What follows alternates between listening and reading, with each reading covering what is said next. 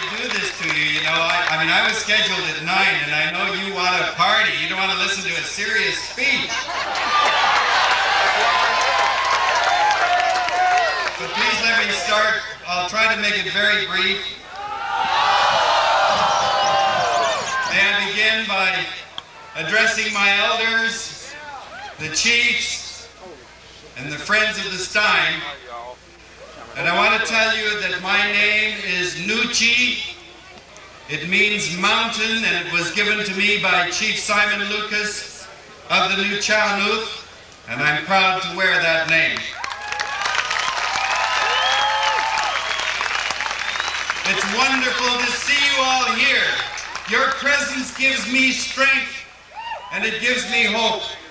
And I wish that I had learned from my many friends like Rob Robinson to speak from my heart. Unfortunately, I'm still one of those that has to read from my notes.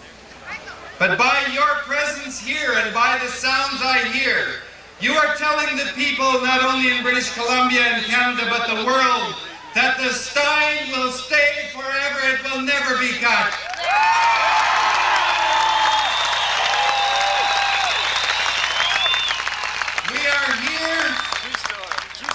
We are here for a celebration of one of the unique treasures on this planet. But I think you've also come to this place for this weekend in such numbers because we are all concerned. Something is wrong. The planet is in trouble, and we know that the trouble is us. We are here to state our concern, to put our bodies on the line, to support the fight to save this earth and to find alternatives to the destructive path that we're on. This year is the 20th anniversary of the first landing on the moon, and you've heard all of the media excitement over this to celebrate the anniversary of that event. And what are we celebrating? Not the experiments that were performed on the moon, the rocks that were brought back from the moon, the triumph of science and technology. What those astronauts did 20 years ago was that they gave us a picture of our home, Mother Earth. They gave us a picture of this planet that showed that it is a single system. You don't see any of the divisions, the colored dividing lines between Canada and the United States and the provinces. It is one system.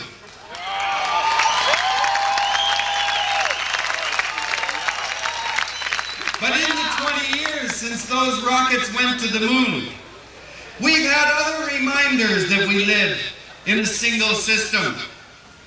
The dioxin spill in Seveso, Italy. The chemical spill that sterilized the Rhine River. Cadmium, lead, and arsenic poisoning. PCBs in Inuit people. Bhopal, the Valdez spill. They are all trying to tell us one thing. And when the fire broke out in Chernobyl, within minutes, radioactive material was detected over Sweden. Within hours, radioisotopes had spread all over the Arctic, and within a day, they were falling over northern Canada. What was that telling you? That air doesn't end at national borders. We don't carry a little pocket of air around our heads that's ours. The air that we breathe in Canada was once air that was over the Soviet Union or over Brazil or over China or Africa. We live in one system and we share it with not only all people but all living creatures on the planet.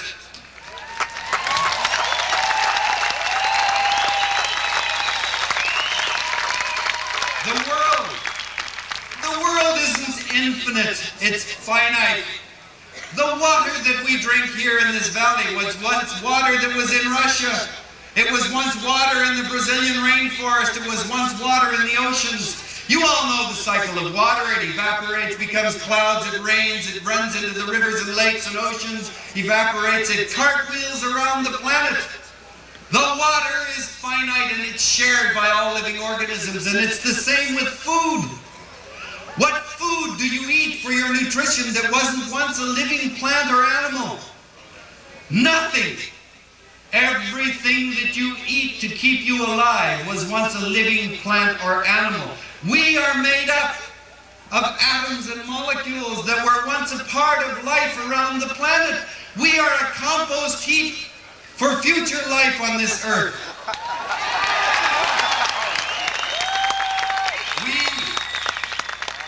We are connected to all other living creatures on this earth, as Native people have been telling us ever since we came into contact with them.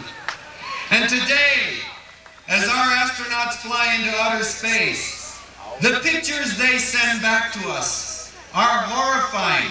In the 20 years since the first men went to the moon, the planet is showing signs that it is sick. From space, 7,000 fires can be seen burning in the Amazon rainforest on any given night. From space, we see vast tracts in Canada of clear cutting, of damming, of the formation of deserts, of cities and oil slicks on the ocean. For the first time in the history of life on Earth, one species, us, is bringing about radical changes that could bring all forms of life down. And you know what one of the problems is? We've always lived in a world where our eyes and our ears and our tongues and our noses could tell us if there was danger, could warn us that something is wrong. But today, the dangers that face us, we can't see them, we can't smell them, we can't taste them. They're radiation in the water and the air. They're a gradual accumulation of carbon dioxide and CFCs in the upper atmosphere. They're PCBs and dioxin and pesticides in our water and our food. We are changing the planet, but our bodies no longer tell us that there's anything wrong. For the past 4 months, I've been involved in a radio series called It's a Matter of Survival. And in those 4 months, I've traveled around the world. I've interviewed over 120 scientists. And although I've been talking about environmental problems for over 25 years, in those 4 months I was horrified to find that scientists around the world are unanimous. The planet is sick, the signs are incontrovertible, and we have less than 10 years to make the decisions to turn it around. What are those signs? We are now the most numerous, the most widespread large mammal on this planet. All of those vast herds of animals we used to see in Africa, there are more of us than any of those. We now number 5.2 billion, and every year 90 million new human beings are added to the population. That's 3 times the population of Canada. Every 3 years we add the equivalent of the United States. Every 10 years the equivalent of China. And every new body is a new set of lungs to fill with air, a new stomach to fill with food, a new body to clothe and house. We are putting an enormous strain on this planet, and at the same time, every year 25 billion tons of agricultural topsoil wash away.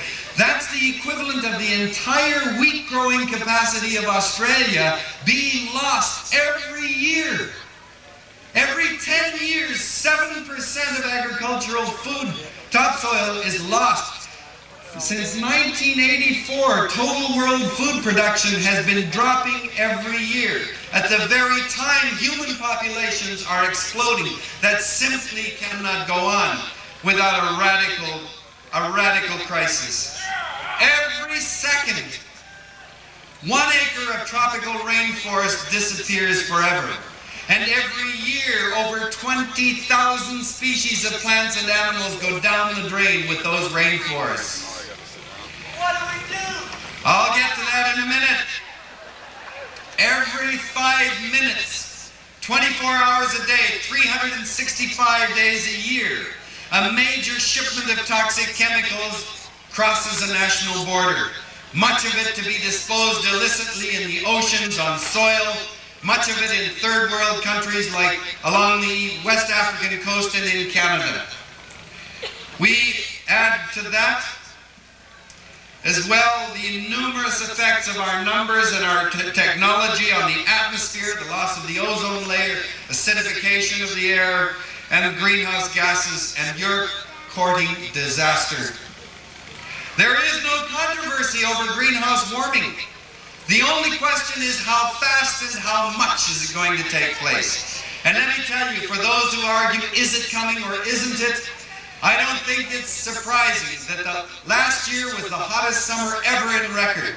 And the year before that was the second hottest summer on record. And the 5 hottest summers ever recorded were all in the 1980s. The greenhouse effect is happening. The results are going to be disastrous. But the question is, what has gone wrong? The great boast of our species was that we always could see ahead, and we could choose a path that would lead to greater probability that we would survive. But we no longer seem able to do it, and why? I believe that one problem is that we have forgotten that we are animals. Not those guys that you meet down on Davie Street or in a pub. I mean, we are animals like any other animal species. We have come to believe that we are like no other creatures. We're so smart, we can control and manage the entire world. Our experts in forestry tell us that those clear cuts up there, the use of chemical pesticides and herbicides, are wise forestry management. That if they cut the Stein, they'll regrow the likes of what they've cut down. And I will tell you that what they will grow is a grotesque shadow of what they replaced. Because a forest is a living organism. A forest isn't just a collection of trees. A forest is the air that comes out of that land. A forest is the water. It's the soil with all of the microorganisms in it. It's the wildlife. And yes, it's trees. But that whole system is a forest. And that's not what forestry is interested in managing at all.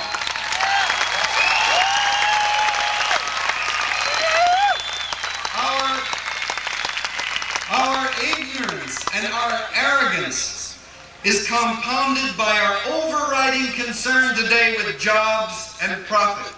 In British Columbia, the loggers and the foresters tell us that natives and environmentalists are destroying jobs.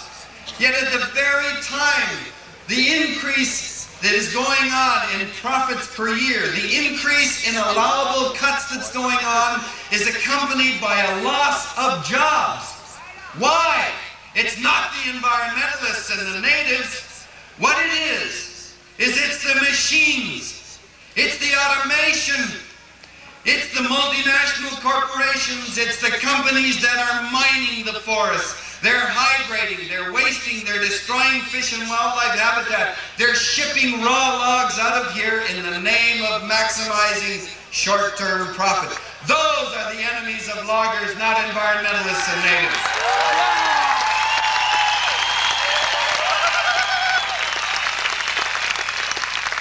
This simply cannot be allowed to go on. We are here to speak, and you've already shown with your voices that this destructiveness must stop. And it means that we have to, as Canadians, set an example. Now, I remember last year at the Stein Festival when one young man got up and criticized the festival for having styrofoam cups. And he was ridiculed on the stage of the Stein Festival as being irrelevant to that stage, and that young man was not irrelevant. What he was trying to tell us was, it's not going to be easy. And we're here to save the Stein, yes, but we're here to change as well. And the styrofoam cups that you see all through here are an example of what we've got to change. We are part of the problem, and you can't avoid that. It means that we do have to walk, and we do have to take the bike instead of jumping in the car. It means that we do have to take public transit. It means that we do have to have recycling. It's a scandal that in all of Canada, only 10 newspapers use recycled paper, and the only major one is, of all things, the Toronto Sun. All of the others are local, tiny newspapers. The vast bulk of recycled newspaper in Canada goes to the United States. It's unacceptable be on a crash program to recycle 60 and 70% of its material within the next 5 years. We've got to press for that. And it means shit disturbing. You've got to go into restaurants, go into the hardware stores, go into the supermarkets, and tell people we don't want that packaging and that waste. We've got to be at the forefront of that change.